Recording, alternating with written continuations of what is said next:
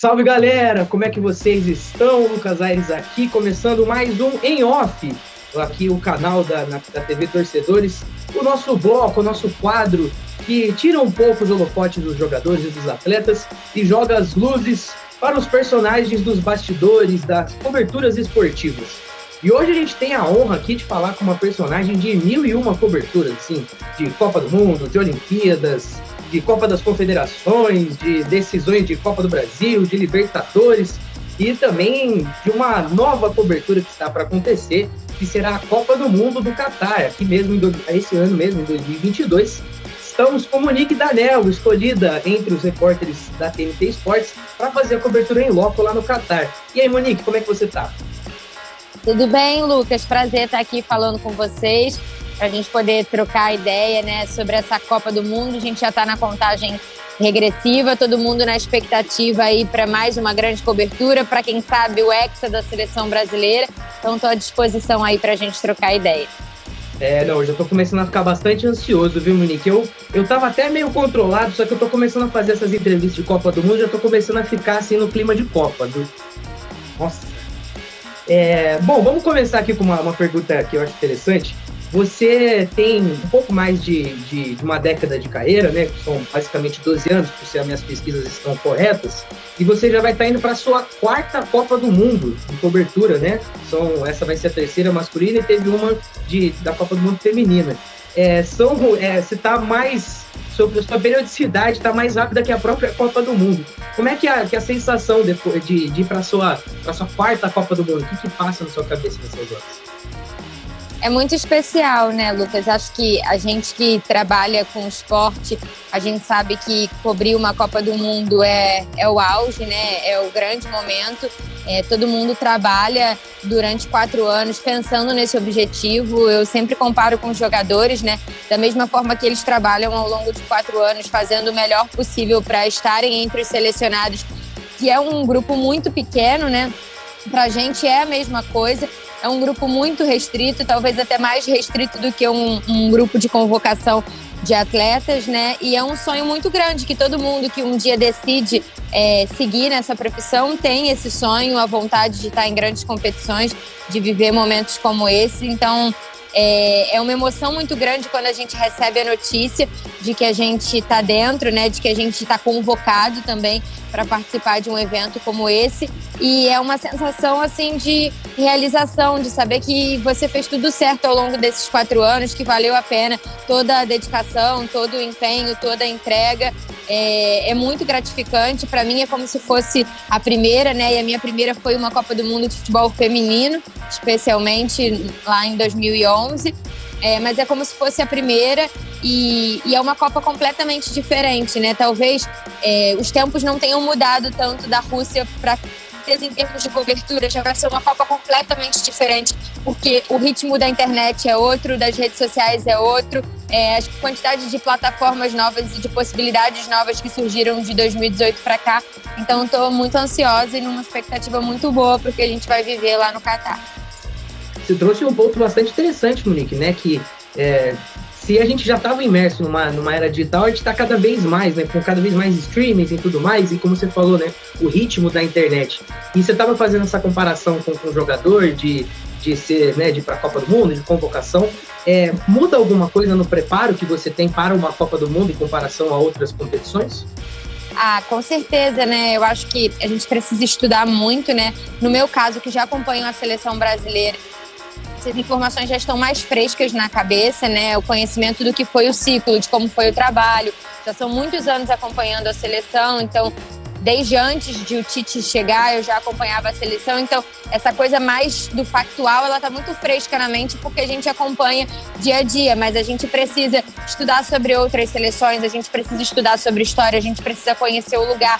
No Catar, especialmente, a gente não precisa conhecer só as curiosidades do país ou coisas da história, a gente precisa entender sobre a cultura, sobre as leis do país, que é um país completamente diferente do nosso, as coisas funcionam num outro ritmo, de uma outra forma. Então, é uma preparação extensa, né? A gente tem que chegar sabendo sobre todas as seleções, sabendo sobre os adversários do Brasil, sabendo sobre o local que a gente vai trabalhar.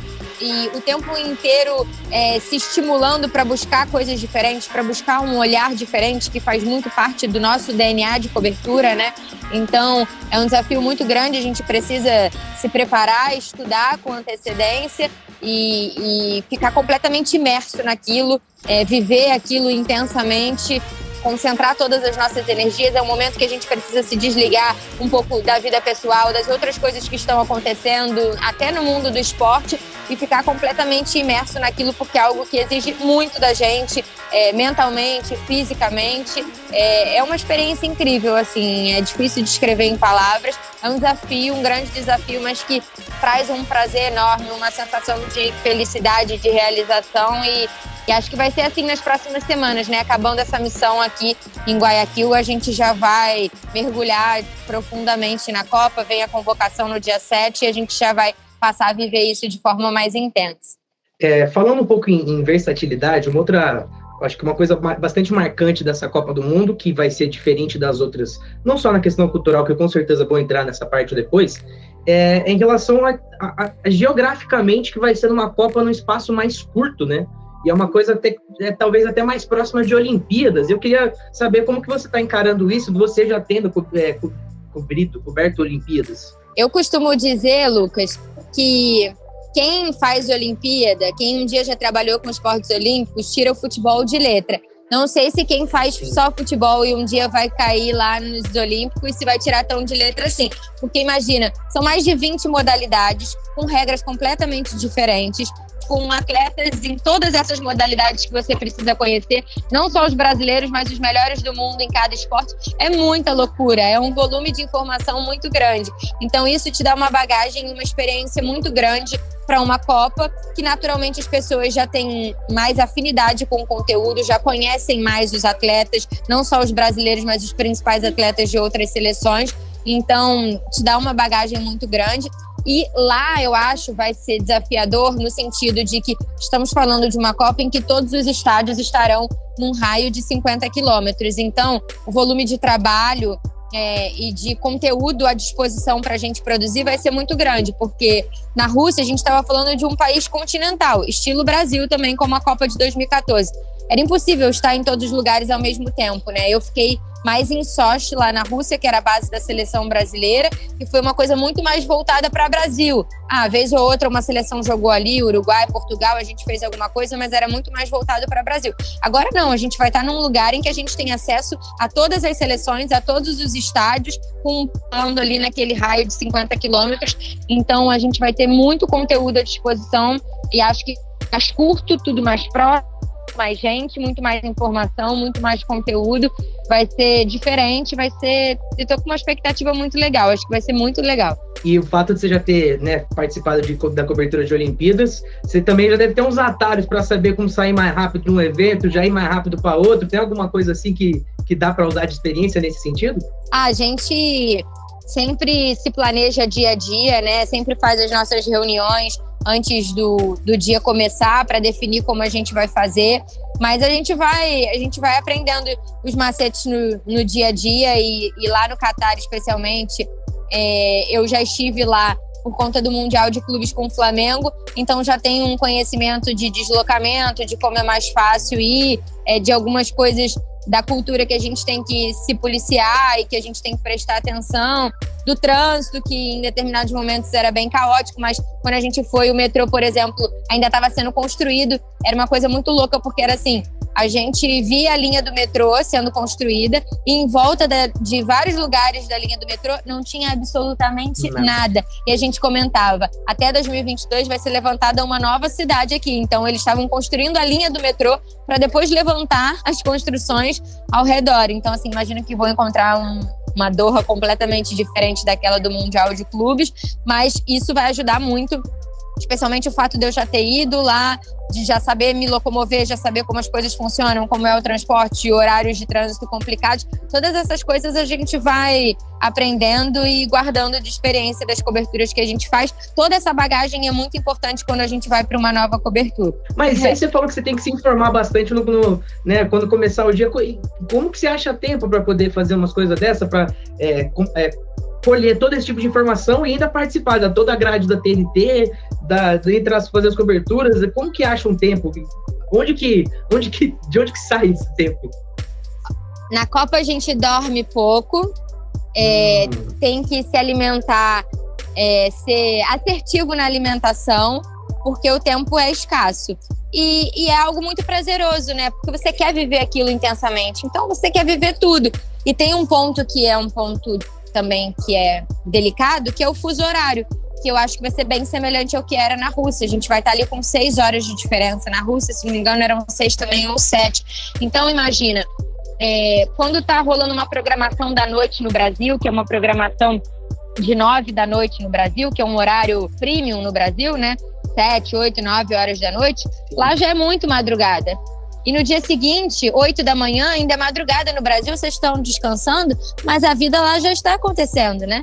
Então, isso é uma coisa que eu vivi na Rússia e que estou preparada já para viver de novo. Vivi no Mundial de Clubes, faz parte. Isso faz parte da rotina de uma cobertura num país que tem um fuso horário muito diferente do nosso. Agora eu queria falar um pouquinho sobre a torcida brasileira que vai estar aí, porque eu imagino que vai ser, ou acho que na verdade até uma boa pergunta, qual vai ser o peso da torcida como pauta na cobertura de vocês, né? Ainda mais por toda essa questão que você já explicou dos direitos. Você vai ter um grau especial, vai ser uma coisa mais normal? Eu queria primeiro entender isso. Com certeza, isso a gente já faz sempre, desde lá do início, né? A gente tenta incluir muito o torcedor na nossa cobertura e não vai ser diferente lá no Catar agora, né? A nossa ideia é trazer o torcedor para dentro da nossa cobertura, é mostrar o ambiente, mostrar a festa do torcedor, principalmente trazer a opinião do torcedor. A gente fez alguns conteúdos muito legais agora quando a gente foi fazer a cobertura da Florida Cup com os torcedores, tanto torcedores locais quanto torcedores dos times que estavam lá.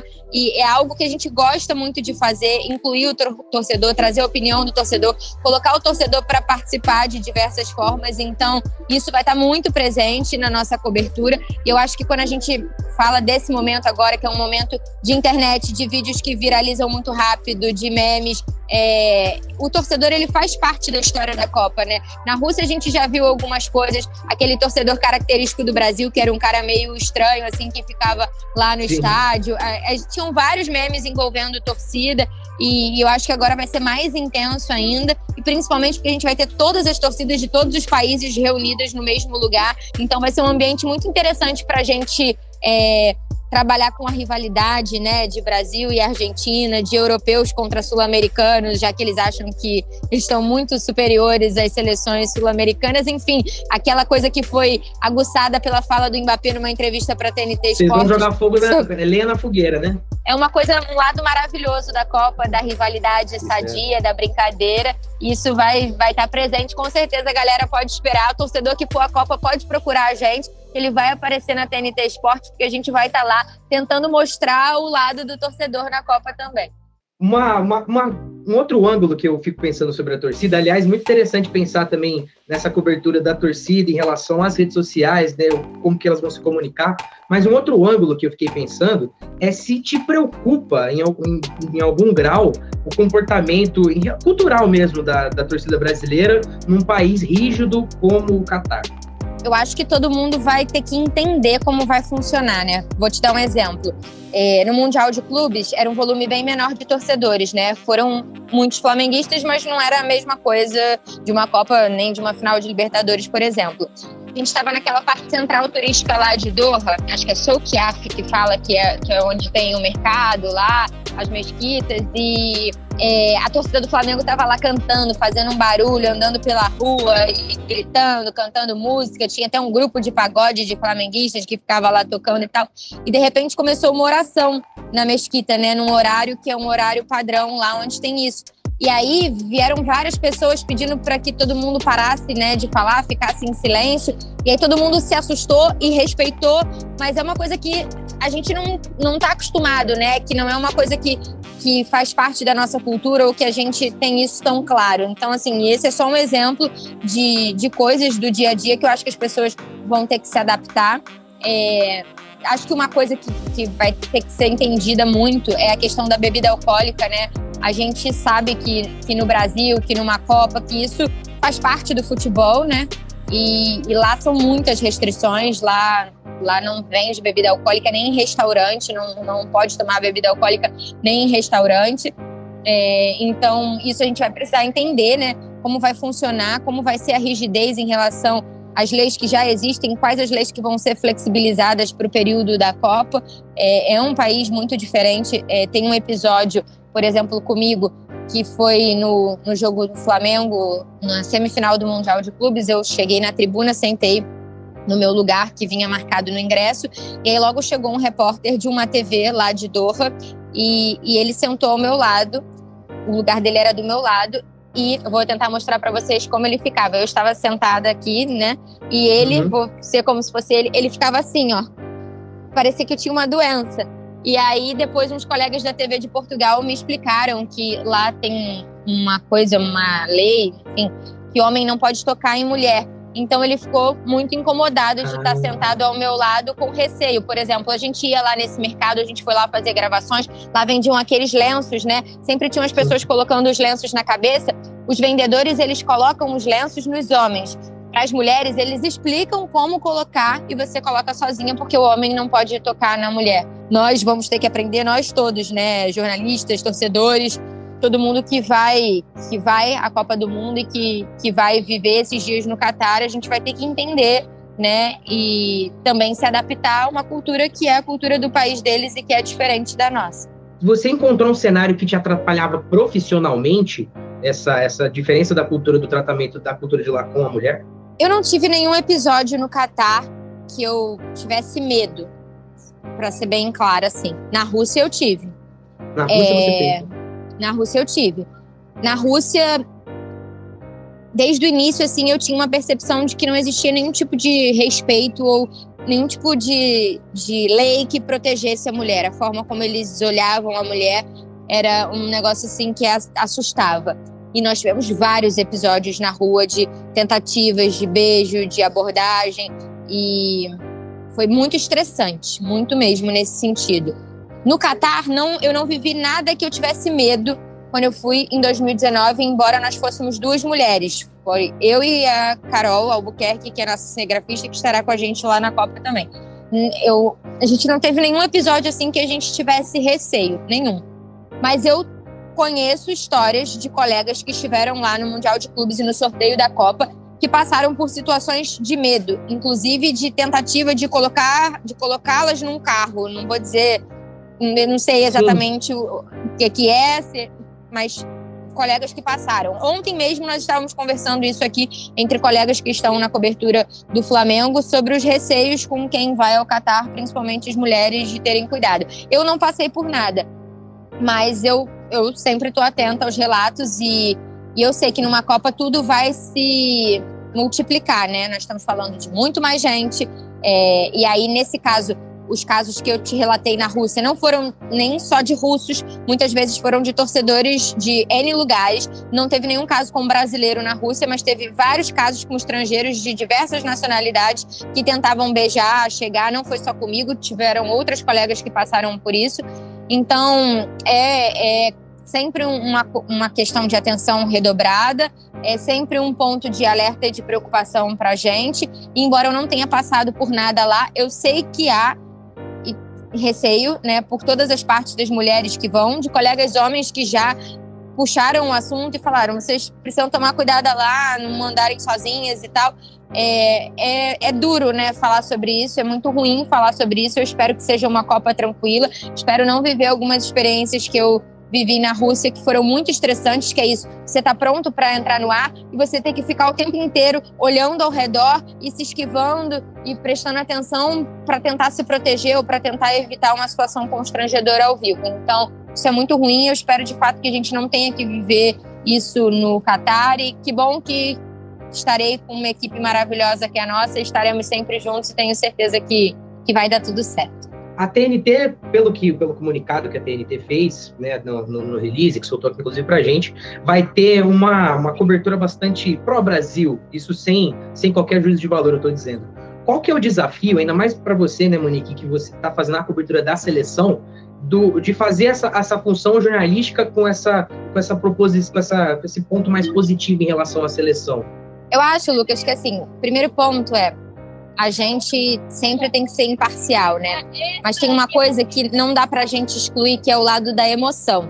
E quem trabalha com esporte, se disser que não é apaixonado por isso, não cabe na mesma frase, né? Eu acho que eu já tive um episódio que foi muito marcante, que foi o Mundial de Handball de 2013, aquele vídeo que eu choro e que viraliza e que muita gente me criticou, outras pessoas ficaram a favor, enfim. Mas o que eu digo com qualquer coisa, assim, às vezes o torcedor fala, porque você torce para um time, porque você torce para outro, sei o quê.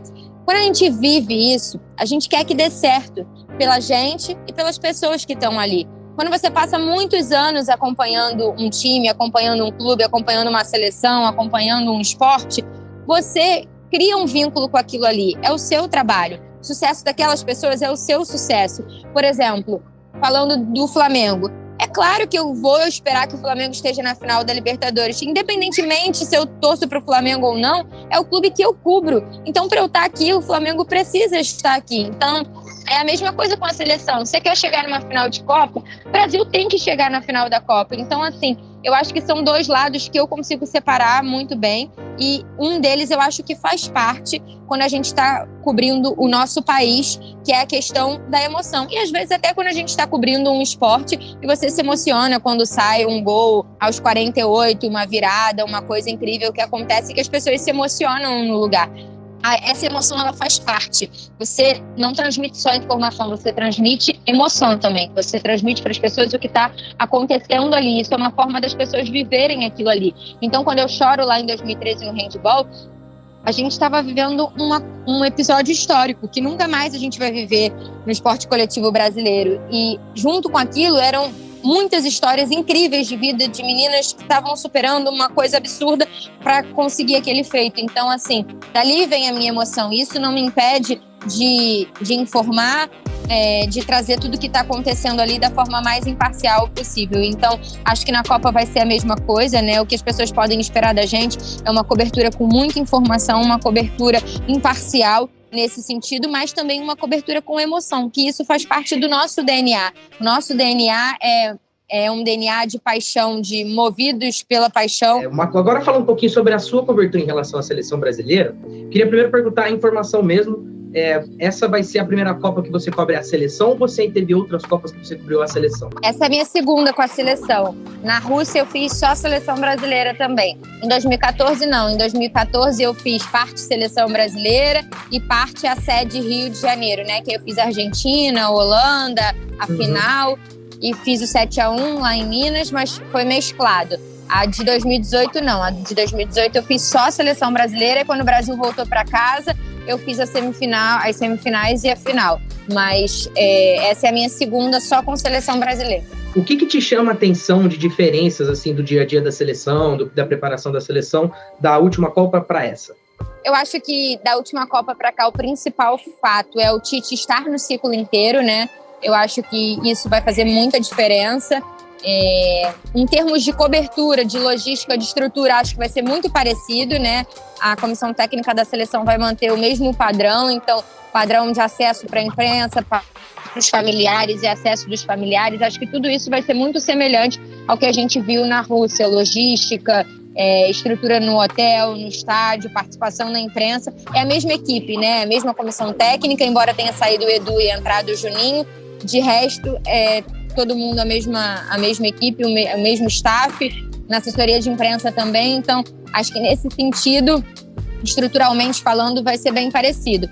O que vai ser diferente, ao meu ver, é que eu vejo um Brasil chegando muito mais preparado, porque o Tite teve um ciclo completo para trabalhar, né? Na Copa de 18, ele chega depois da saída do Dunga lá na Copa América Centenário e com o objetivo era salvar o Brasil para classificar nas eliminatórias.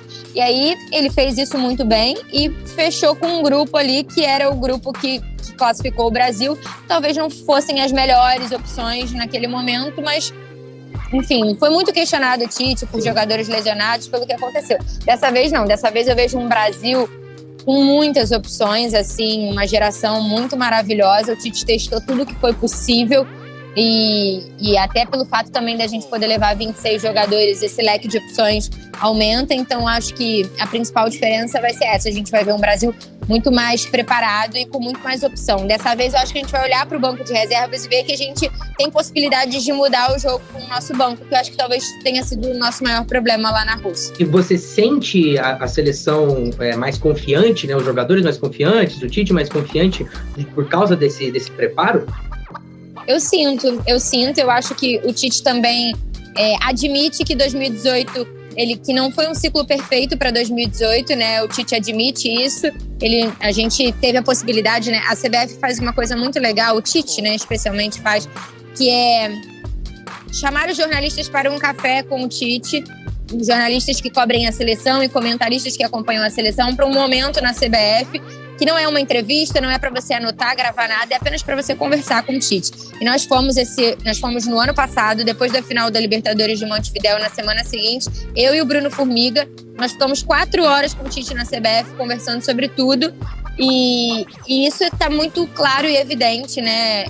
O Tite reconhece os erros que foram cometidos no ciclo de 2018, mas muito por isso, porque está todo mundo mais confiante no processo, confiante no trabalho.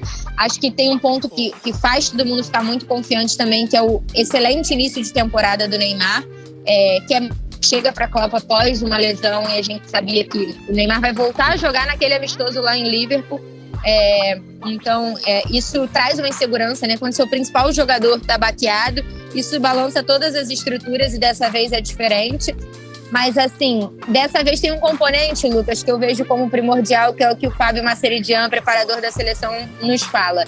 A gente só vai saber quem vai para a Copa mesmo depois do dia 13 de novembro, quando termina a última rodada dos campeonatos.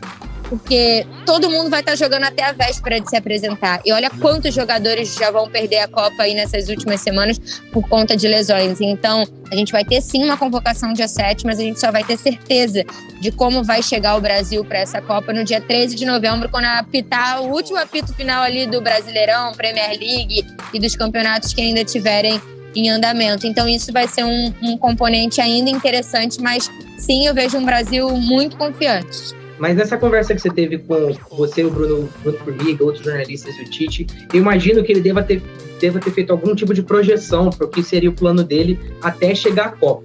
Mais uma vez, você não precisa entrar em detalhes para não se complicar com o nosso querido Adenor. Mas se cumpriu alguma das coisas que ele imaginava que aconteceriam? Se cumpriu.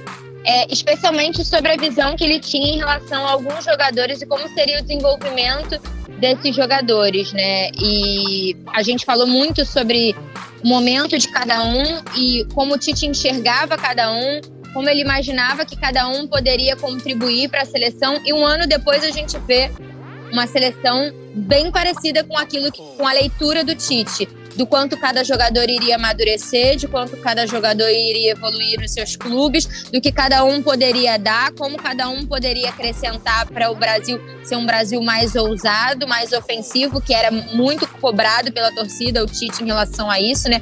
Um Brasil com muito resultado, mas que não empolgava. E acho que depois daquele jogo contra o Uruguai lá em Manaus, se eu não me engano, é um momento da virada de chave, né? E o Tite mostrou pra gente observações que ele tinha e falou sobre coisas. Ninguém cai de paraquedas, pode ser uma surpresa pra muita gente, mas pra gente não é. E eles tinham tudo isso muito bem mapeado e é impressionante como esses jogadores evoluíram, e hoje a gente tem uma seleção com muito mais opções. Mas eu queria agradecer muito o seu tempo aqui disponível aqui pra gente, viu, Bonico? Foi muito legal conversar com você. Anotei tudo que você falou aqui de experiência pra Copa. Eu não vou para essa, mas para quando eu for, eu já tenho tudo anotado aqui. Mas muito obrigado mesmo pelo seu tempo. Nada, eu que agradeço a oportunidade. Foi um prazer aqui bater esse papo com vocês. A oportunidade da gente contar um pouquinho mais sobre o nosso universo da TNT Esportes, o que a gente faz, como é o nosso trabalho, né? Então, obrigada pela oportunidade. Espero que todo mundo curta aí o nosso papo. E, gente, a gente vai ficando por aqui. Então, lembre-se de curtir este vídeo, se inscrever no canal se você não está inscrito, ativar nossas notificações, compartilhar, enfim, toda essa coisa.